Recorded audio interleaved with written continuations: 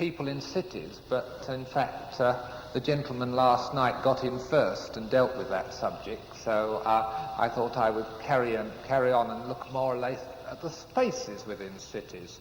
So I've taken out a certain amount of material and just added a little other. So the reason for saying agora to agora is that we start with the Greek agora, which I suppose, to all intents and purposes, as far as we're concerned in Western world, is the first of these kind of community spaces, places for people to go to, people to gather together. I mean, they started as being rather political, and they ended up as being rather commercial as places, but essentially a place for people.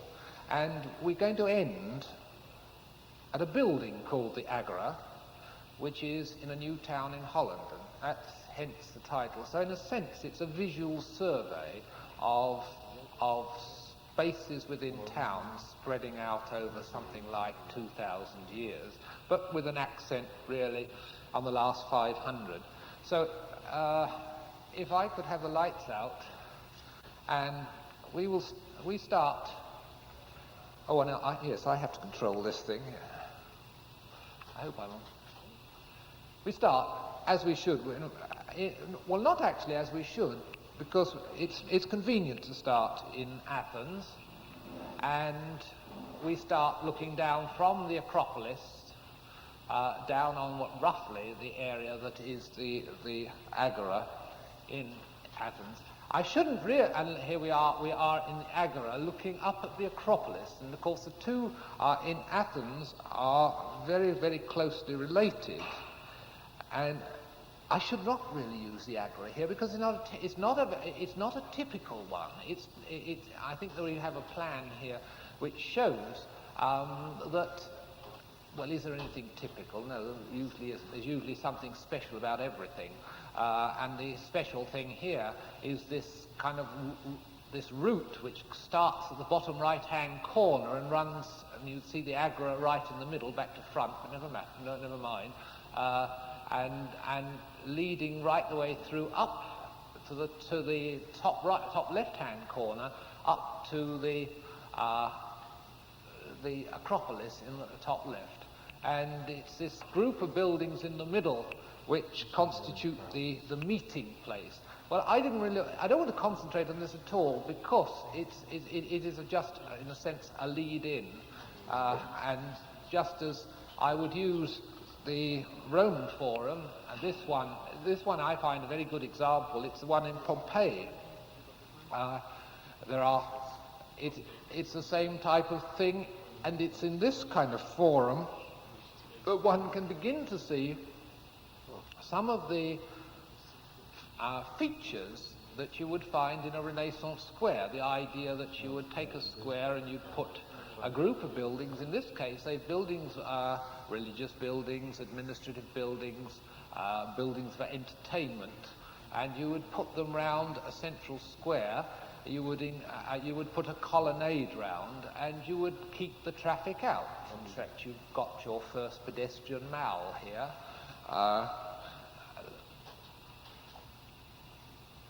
As we see, this is just a picture of it. And I want to move straight ahead, right up into to medieval Italy, into Siena. And Siena was one of those towns which is, if any of you have ever been there, it's virtually a completely preserved medieval town. It had the advantage that it was built on hills, so it didn't, and so when all these city-states in Renaissance Italy were fighting one another, it somehow managed to survive. It wasn't it survived because it was beaten, and so it became, in a sense, became occupied, and it stayed a largely medieval city, and it's that tower in the middle which is the kind of focus which you can see dominates everything. And then we switch right round to the Campo de Fiore, which is this space in the centre of Siena, where the tower is in the you see the arc-shaped square there, with the right at the bottom, you will see where in fact all the paving is pointing. I think I might be able to try and focus it a bit more. No, I can't. Ah, yes, that's it. You find the tower that we were referring to, and it's a space contained between three hills in a medieval city. And I think one of the first things I'd like to show. Oh, well, there we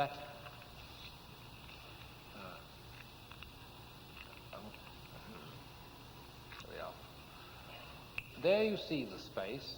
Now, I want to show you one drawing. Now, that's a drawing that was done in 1218, and it's often reputed to be one of the first drawings which show planned town planning legislation. And it's a drawing which was drawn to define the shape of the square and the height of the buildings round, and the way the fenestration in the buildings would take, that is, the disposition of the windows.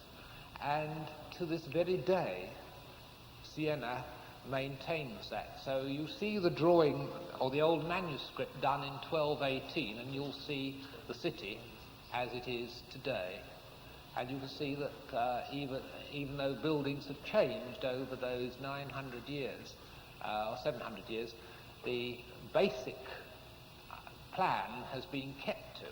And of course it's as you can possibly see there, and you possibly know, Siena has this extraordinary race called the Palio, which is this horse race, and as it happens, the place is being set out there, so you see the kind of tracks round, the sand track round, and the fencing, so it's slightly different from the rest of the year. But the point about this particular square, is the sense of enclosure, the sense of concealment, the element of surprise. Here you see the kind of city seen from the top of the tower, and you see the kind of extraordinary, apparently random pattern of streets, and you come through these streets and you suddenly get this tremendous element of surprise as this dish between the three hills, and dominated by this kind of horizontal and vertical counterpoint, strike one, and you glimpse it. That's actually wrong. That's gone out of frame. That's not it. There you see your typical view as you go round the streets round. You suddenly come across this vertical. Now, I'm going to look at another small Italian town called Arezzo, which is south of Florence. And it's a small town, and here is their typical little square or piazza.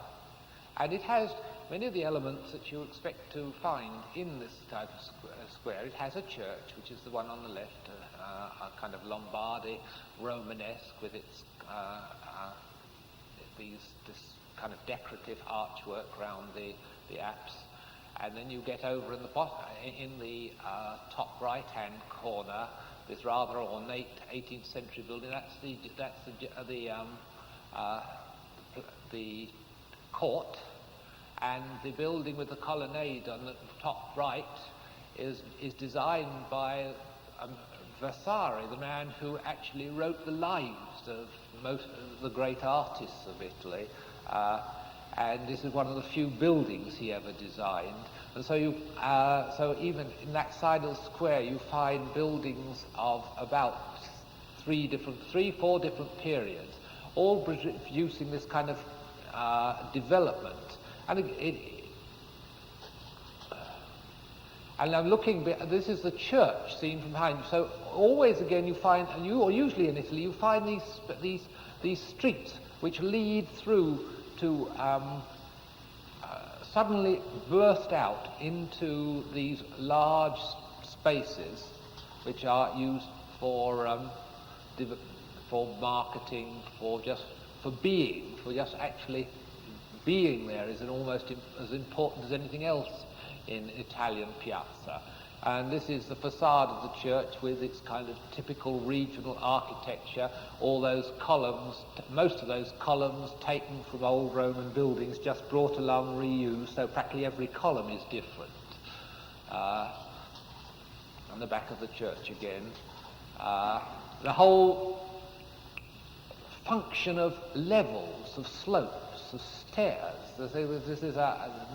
This is something which one notices in Italy, the way they use stairs, and of course the way they use water, which we'll see a little later. And we can look at they haven't taken the courage to ban cars from these squares yet, but I think it's coming. They've started in Rome, so if they can do it in Rome and get away with it, they'll be able to do it in other cities in Italy. And I want to look just behind this Vasari building, this kind of rather nice colonnaded building on the top here, and you will see we're going gradually behind it. And you find that what's going on behind is a lot of transactions. They've kind of been driven into the corners, and you find bargaining taking place. A lot of haggling over animals, and the peasants coming in from the local countryside and busy bargaining, and these couple of live rabbits offered for sale. And the essential water, the fountains, the sound of water. I've discovered something in New York which kind of reminds me very much of this, or I'm reminded of this place in New York by this fountain and these levels. And I have a few shots of practically anywhere in Italy.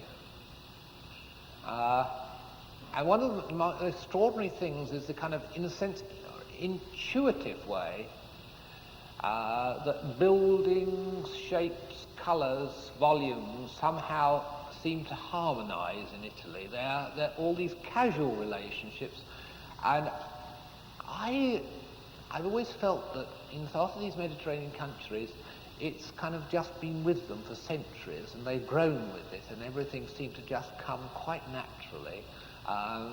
Things which, for instance, if the British did, it would be terribly self-conscious. You start painting things and they wouldn't work. They somehow work. Even I'm almost find some television aerials in Italy look okay, but you just find these casual relationships. See, it's just the way the thing happens. It's helped by the sun, of course, which creates these shadows. It's helped by the fact the streets are narrow, so in fact you get this variation of light and shade. But it's one I can look rather nostalgically at, and wish we could do it that way or similarly. The way they can get their junctions right. The fact that here you find a sloping road with stairs, with drainage, with cobbles, with steps, and somehow they all seem to come together quite right. In fact, any peasant's house with its old cans, its peeling plaster and the washing hanging out, somehow, if we did it, it would be all wrong. The way they do it, it seems to be quite natural and just fit in. Or you can do the grand gesture. This is in Rome, where you, in fact, in one square there, you do something rather theatrical. That building is, in fact, almost a piece of stage scenery. And if you see how it kind of works with, that photograph doesn't show it, but in fact the roads lead rather dramatically. out of and behind it, and this kind of makes like a stage set, rather like the Teatro Olimpico at Vicenza, but on the real scale. And here we find the Piazza Navona, the old circus, the old hippodrome in Rome, which they've at last said no cars. And this is photographed very early in the morning. If I come along later in the day, there'd be people there in their hundreds, sitting, talking, bargaining, hustling, procuring, everything. And in Florence, one is completely aware of. Actually, this slide is the only one, because it was a section on Florence which I have deleted. So I suspect that's one which slipped in by mistake. I don't think there's any follow-up on that, so I can avoid discussing Florence. Let's try and sharpen that. No. That's it. Well, it's in Venice, I suppose we have the most famous open space anywhere in the world, in the Piazza San Marco, and it's deservedly so, because it is the most marvellous place to be in. It's been termed the ballroom of Europe, and you only have to be there in the evening to see the kind of thousand kind of drifting around to see that this is a very good description. And of course, it's a clever space, and it's one of these spaces which has developed over literally 1,000 years, and every piece has been added. And actually, I gather some of you have been dealing with Venice earlier today, but I'm really talking about how this space developed. I think there is, in fact, one slide here. Well, you see the. Let's go back again. I think I want just to explain something. Venice now is a sinking city, quite a small city. It's very difficult for us to believe and imagine that several hundred years ago, this little city, which you can see in its totality, controlled kind of the southern half of Europe virtually. It was a great merchant city. It was a city of the sea, and it faced out to the sea. Therefore, it was logical that its great square should face out to the sea, as it does here, and turn its back on the land. In fact, the land is at the top of the picture, the sea is at the bottom. And so one has to bear that in mind, that here is this kind of great welcoming space that's drawing you right into Venice. And it's if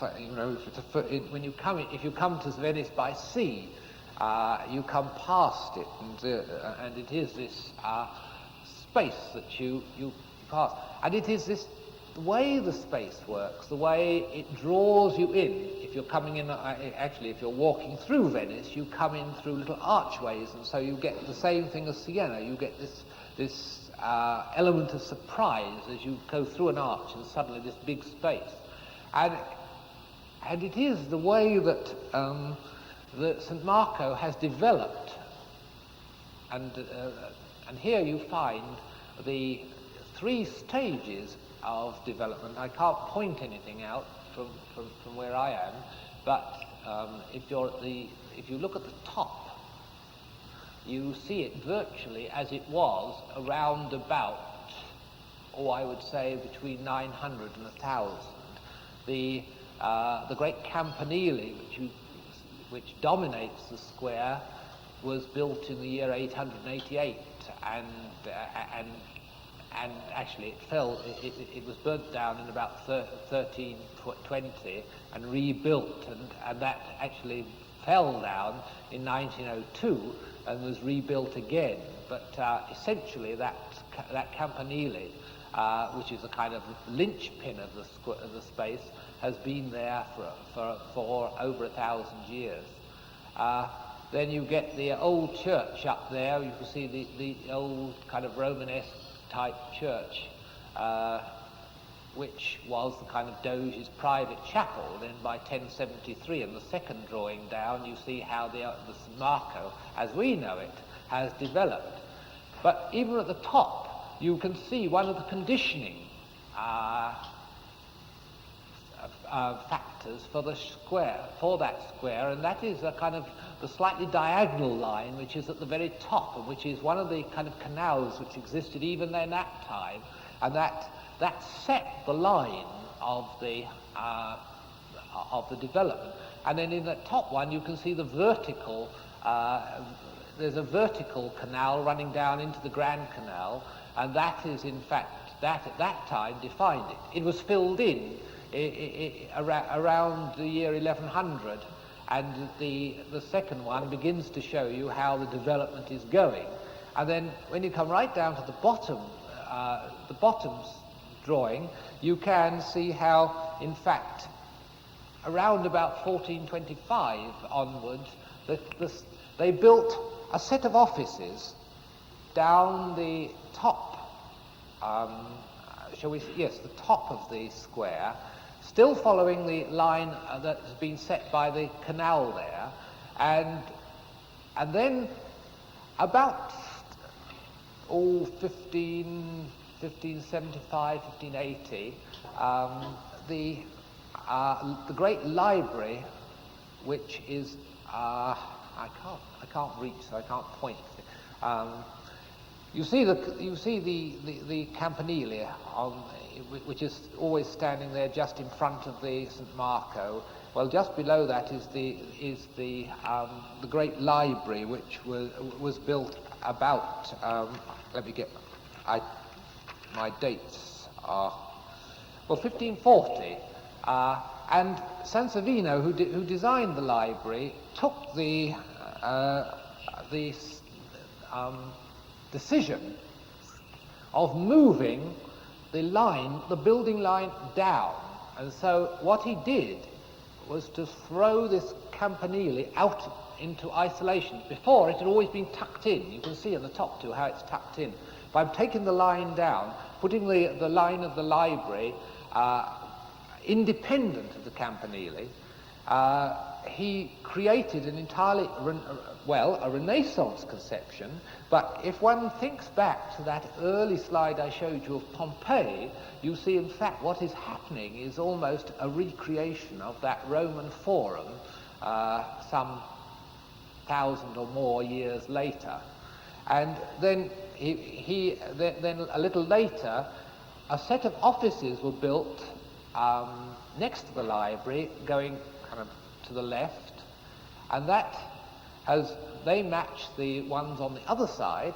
Then the next piece of development was the paving, which you see, which came about 1720.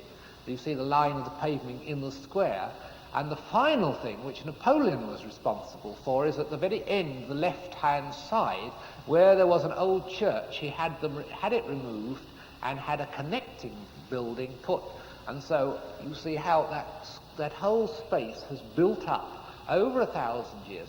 Now there were there's two or three other important things which you can see actually in pictures rather than they are shown on the plan, but they are so small. They consist of two columns and 3 flagpoles, and they are in fact quite important elements in this design. And so, and here you find on the left the Lion of Venice on the column, and that was put there in 1189. And you see one of the other buildings which I didn't mention, but which came about 1420, right at the background, the famous clock tower with the moving tower. And there you see the kind of the Sansovino library on the left. You see St. Marco on the right and the campanile. All these elements which have been gradually built up. And here you're coming in, and of course the Doge's palace, which originally was a very medieval thing, and then becomes what I always call a Renaissance Gothic, or it's a kind of transition stage, but still with great elements of Gothic and even a bit of Oriental fantasy, and almost a bit of Byzantine fantasy in it. on the right. And moving into the square, you can actually see the 3 flagpoles right in the middle of the picture, which were put there about 1550 to commemorate the 3 lost dominions of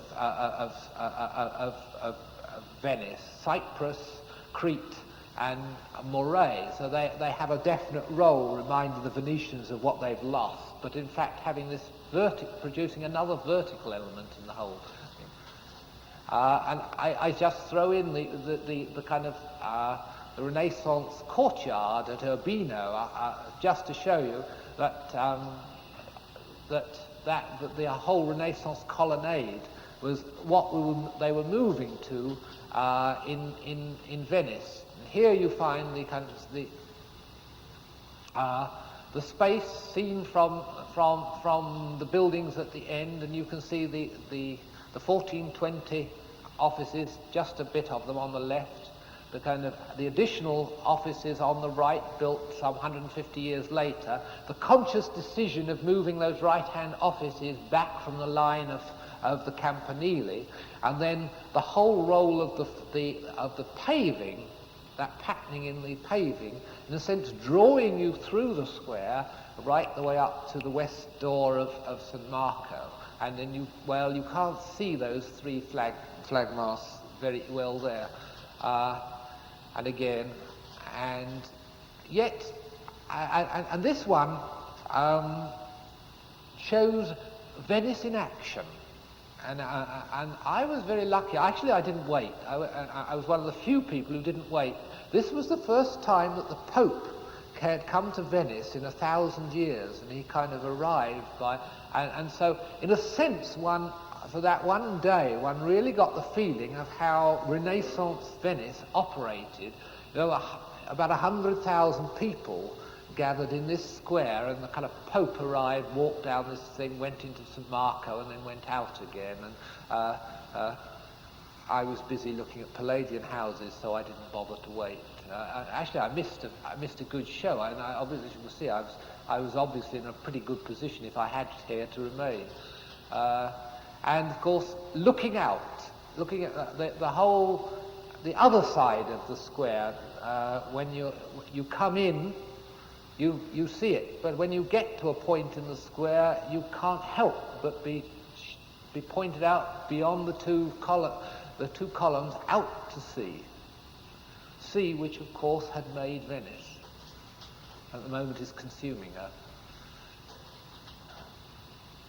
Well, a quick switch. You see, one of the most influential urban spaces, I think, is right in the centre of New York. It's always fascinated me. The ice rink and Rockefeller Plaza. And I've always thought that was one of the best things that New York had to offer, that whole kind of feeling of a space.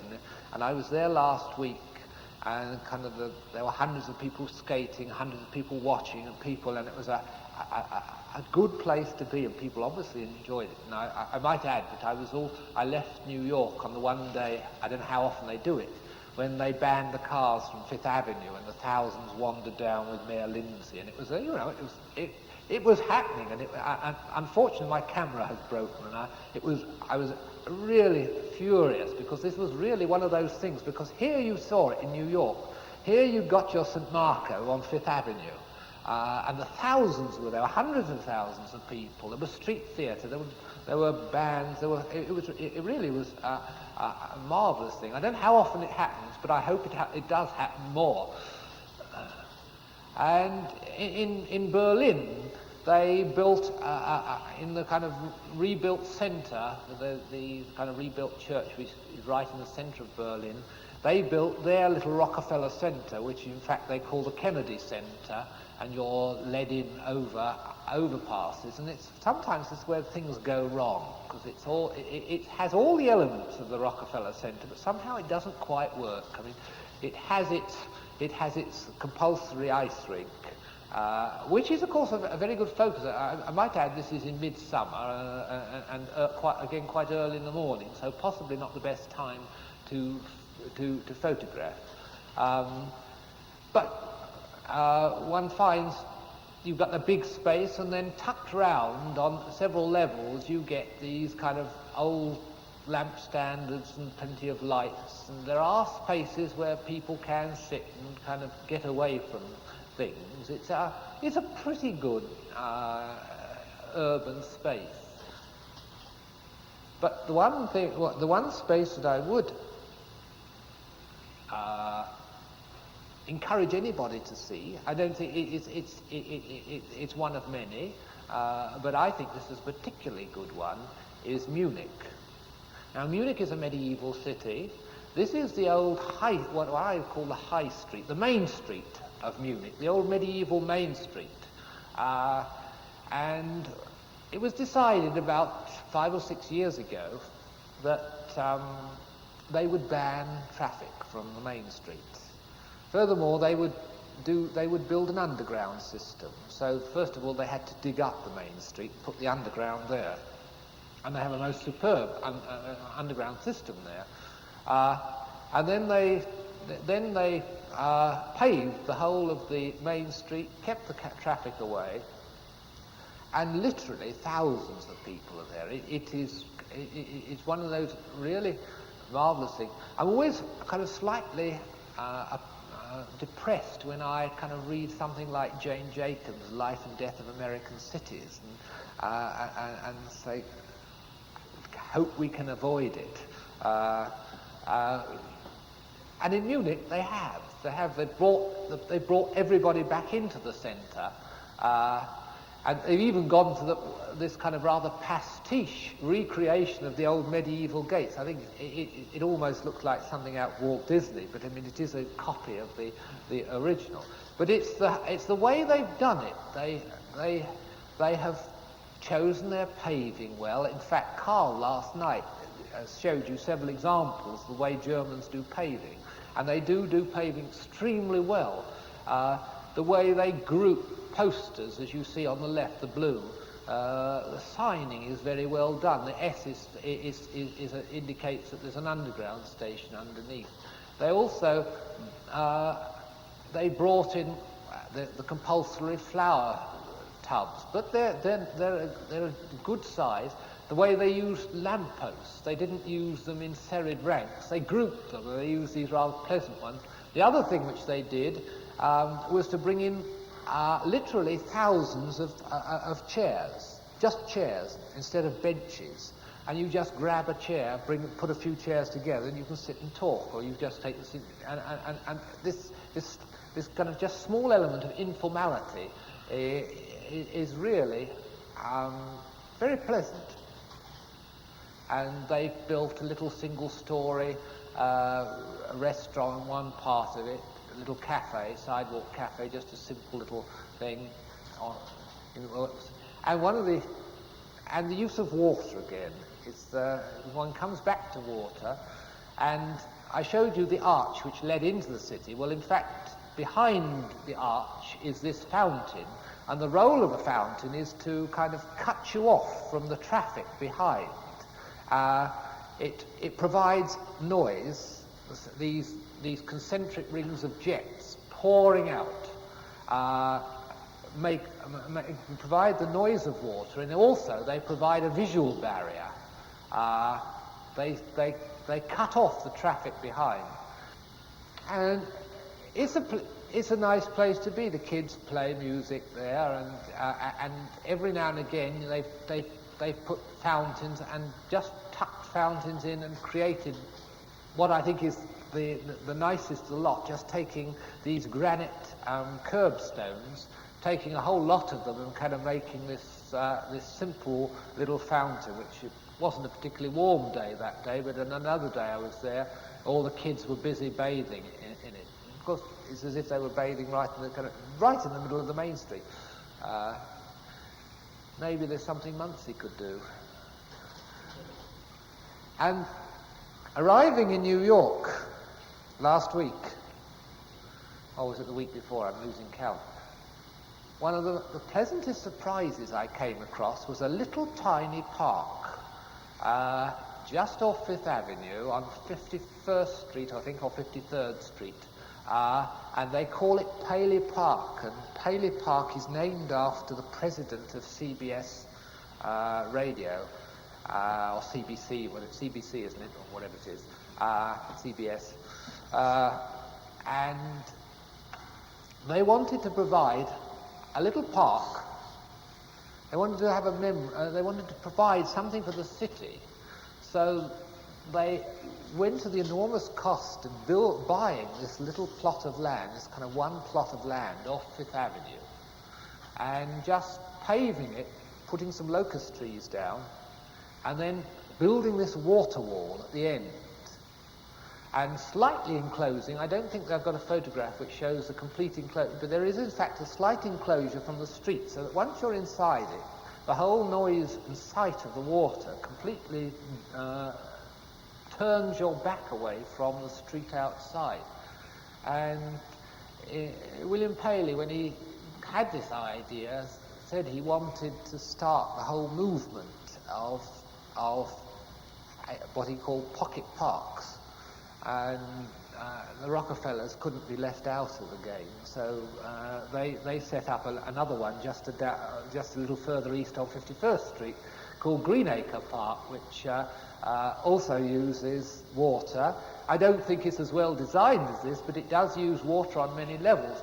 And I went up to the grand heights of the executive suite of CBS to find out about all this, and they told me that they were very encouraged that all over the country people and towns have got those odd lots and making them. And in a sense there is a slight link between this and what Carl was talking about last night. This is in fact the typical American patronage of the rich, whilst what he was talking about, what everybody can do. But in fact, somehow between the two extremes, there's a feeling that something's happening. And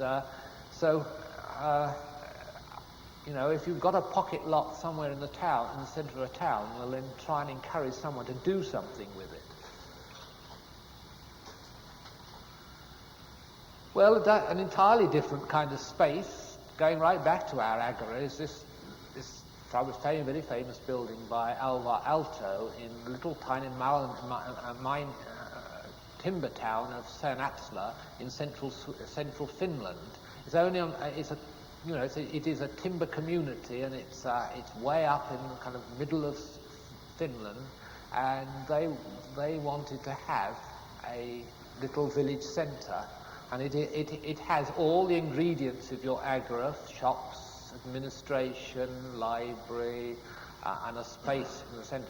But done very beautifully, because here you come through the forest and you suddenly see this little building, and you can either approach it up those paved stairs, or you can come from the other side and go up the grass steps. And then right in the middle on the top is this little enclosure, this little agora, if you like, this kind of lush green right in the middle of kind of almost Arctic Finland. And I throw in just one slide of an American shopping mall, because it's a form which has developed over the last 20-odd years, and it's spread. We have them coming in England, and they certainly serve a function. But that is a shopping mall. Well, I'm going to show you something, what I think is probably one of the most interesting little buildings in Europe, and that is this one. And this is the Agora at Dronten, which is built on reclaimed land in the Zuider Zee, near Amsterdam. It's a new town on reclaimed land, and where they took the conscious decision, unlike in England until recently, that when you build a new town, it's important to provide facilities for people for entertainment, recreation and shopping. And so they took the decision of building this town centre almost before they built anything else. And I think we've got one more. Here you see it. A very simple, almost Miesian box, just 9 columns, spaced at about 50 or 60 feet centres, holding up a roof from which suspends a glass wall. And inside, you get a space on the right which serves many purposes, two of which I'll show you. A building in the background which is the town's theatre, which you will notice has walls which do not go up to the ceiling, and which also, it's rather like Gropius's Total Theatre, if you know that. It has a kind of multi-form. It can be theatre in the round, kind of end theatre, thrust theatre. In other words, it looks in plan rather egg-shaped. It also can serve as a church on Sunday. On the left is a kind of snack bar, and beyond is in front of that enamel panel at the end is a rather higher class waiter service restaurant. And you see the giant screen where they can project films or television, and you have free films, and they just project films, and life goes on. You can either come in and have a beer and watch the film, or you can just carry on talking. But it all seems to work. And here you see the place used on a market day with all the women sitting round let me just kind of bring you back where... well, then I can't bring you back. But there you see the thing transformed. It's ceased to be an open-air market. Let me just try and move back a minute. So there you see the place. That's in the early evening. And there you see it during the day as a street market, where they brought in the old traditional market stalls, but just put them in under cover, and kept the covers, and kept these bright covers on them, and traditionally business goes on as usual, but all under cover. And then in the evening, they take away these market stalls, they take them underground to an underground storage place down an elevator, and then it clears, and you just bring out your nets, and it becomes a sports arena. Still people can watch, or a little later on, you see, you just bring out a few more tables, and the building is transformed into a giant kind of bar and cinema. And this seems to me is a kind of absolutely unique building, because it is called the Agora. It has all the functions of what the traditional Agora is. It's a simple building, it's a multi-purpose building, it's a flexible building, it's a social building. I've been there 3 times at different times of the day, and I can vouchsafe that it is a building which the people like. I mean, they're very proud of this building. Everybody comes there. And if I tell you that this little community is only a kind of 4,000 at the moment, it's growing to 20,000, well, you know, I'm pretty certain there must be about a couple of thousand of them there on this particular occasion. And I feel that the whole point of this little talk, or this little visual exercise, is to bring home that I think people everywhere need to get together, and we as architects somehow have got to encourage them. Carl showed one way last night, which is a marvellous way, but having a discussion with someone afterwards, you know, said the architect is redundant, he's not necessary. I think he is, but I think it's what he does, or what she does, to provide spaces for people, and how we think of people that really counts. And so that's why I called it From Agora to Agora, and that's why, in fact, I lit it up to this particular building, which I would suggest to you is one of the most interesting things that has happened in Europe for the last 50 years. There we are. I think that's the last slide. Just one more. A very simple building, very cheap, but in its way almost a perfect building. and no great pretensions. Possibly it's not even very good architecture in the sense, in the purely aesthetic sense, but it's a superb building. One little anecdote I'll tell you just to end. I wish I could have photographed it. The first time I went there was arrived there at 6:30 on a Saturday evening. There was the local equivalent of Rotary International, and they call them Rotary, I think, in Holland. We're having a rather formal dinner up in front of that enamel panel up the end.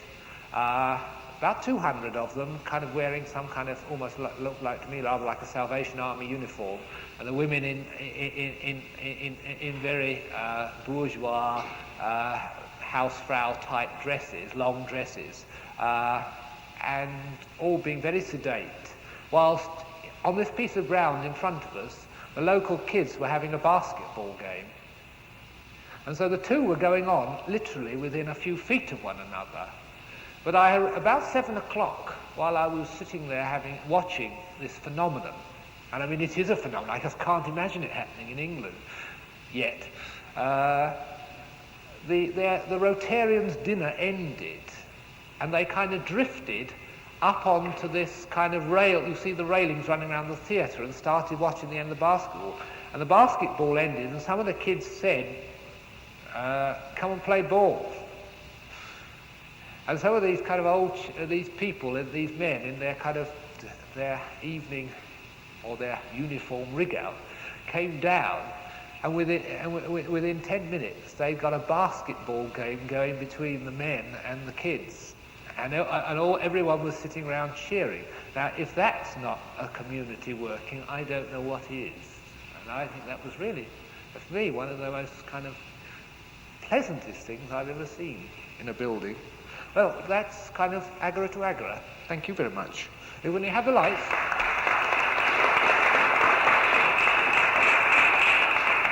I didn't want to keep you very long. The only other, and I wanted to contain it within 80 slides. The only thing, the only thing which I would say is that I have about 15 slides of not quite the same thing, but something by the Danish architect Ewing Miller, and of course we all know him as Mr. Sydney Opera House. But do you know Mr. Ewing Miller, the bricklayer? Do you know the Utzon housing? Does anyone know it? Do you know the other Utzon? Because I think it's very important that you should if you don't. No? Can you spare 5 minutes?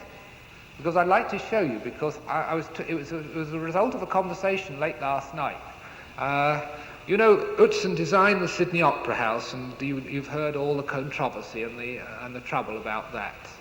And what is not realised is that, as I understand it, one of the important things about training as an architect in Denmark is that you learn a craft, and Utzon was trained as a bricklayer. And when he designed the Sydney Opera House, of course, he designed this extraordinary building, this vision, if you like, which then set off a whole lot of controversy. And he was sacked eventually, or rather he resigned, sacked, what happened. But what is not realised is one thing that comes from being a craftsman. He knew how men built. And he could communicate. And I was told by an Australian, one of Arup's engineers, in fact, who supposedly had to put the thing together, that this was the extraordinary kind of magnetism of the man. All the people who had to pour the concrete, all the actual manual workers there really adored Utzon, because he was one of them, and they worshipped him. Whilst the politicians, the administrators, and some of the engineers we had to loathe him, because, you know, they thought this monster that was coming, this building which they got to deal with, and this man who had an ability to communicate. And it's one of the extraordinary things humorous about that. The whole Sydney Opera House is a kind of really sad story, but I happen to think that Utzon is a great man, a great architect, and a visionary. And we haven't got too many visionaries in this world, and that one lost out. I don't think he did in the end. So I'd just like to show you how a man who can do the Sydney Opera House, about the same time, is building a few odd houses for people in Denmark. And so you see the kind of two extreme. Can you put those other fine and the lights? Well, the two small schemes. This one is Elsinore, where Hamlet haunted the castle, or Hamlet's father anyway. And this is a simple little layout. I think the extraordinary thing is, here we have about 50 or 60 houses in a field with a bit old lake, old pond as it happened, and every house is alike. So it's kind of, in England, they would be so depressing unless it happened to be a Georgian square. And here he has all these, as you can see from the kind of little atrium plan, these houses are all similar. He's separated the traffic, as you can see. The roads are on the outside, and you see where the cars come in, and you can see from the plan that there is a certain amount of slopes within the site, and leading to everything leads out from the houses into this open space beyond. So just a few shots of these kind of simple little houses. Of course I have to do this. Yes, I forgot. If I can even find the thing now. Oh, here we are.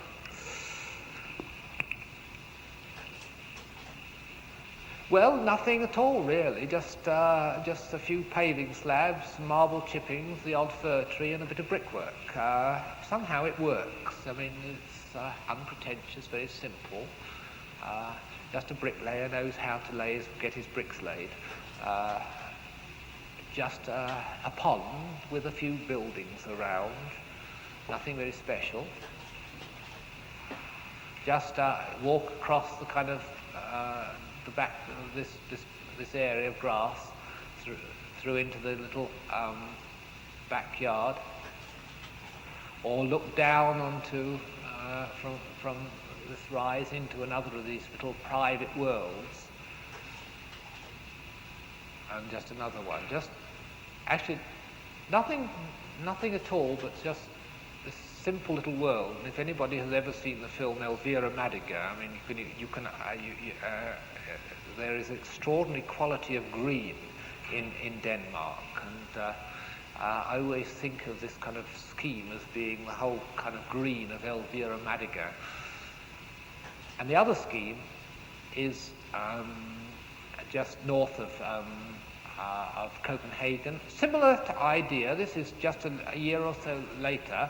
This is designed for people who served Denmark, and one of the extraordinary things is that there are Danish missionaries, there are Danish peacekeeping forces. The Danes are great ones for going out and doing good work abroad, and so it was decided to build some houses for people who'd been serving abroad and doing things abroad and wanted to come back and live, and they were able to buy these houses. And because of that, they're a certain little community, and again, it's a similar type courtyard or atrium plan.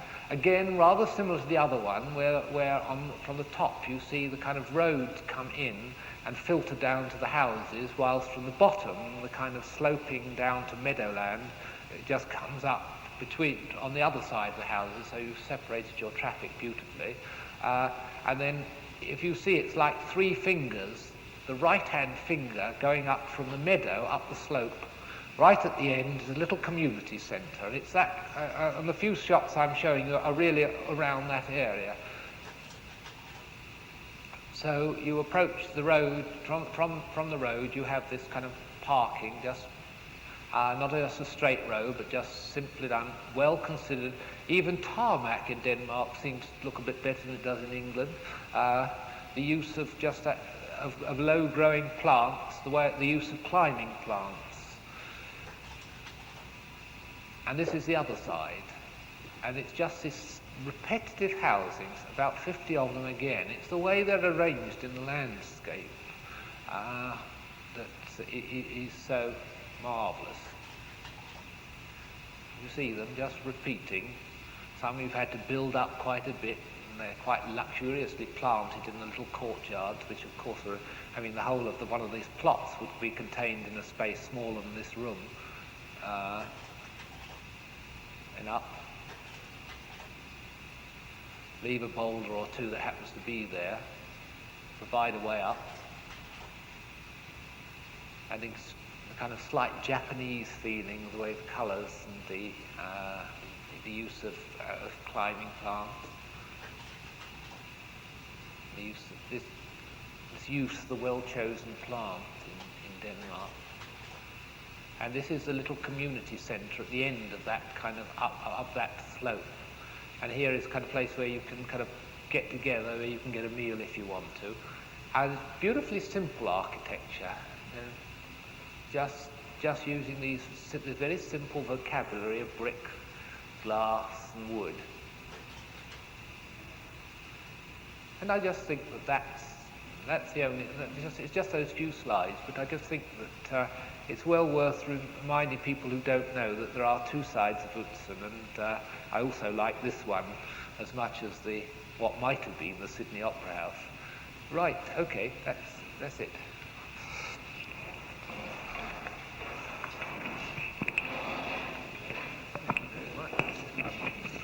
That's quite good. I really glad they get a chance to see this. I'm going to cut out. Yeah. Oh yes. I have a class Oh yes. that starts Oh yes. in 35 minutes. I have to go home and come I'll back. get myself sorted out. Okay. Okay. Will you be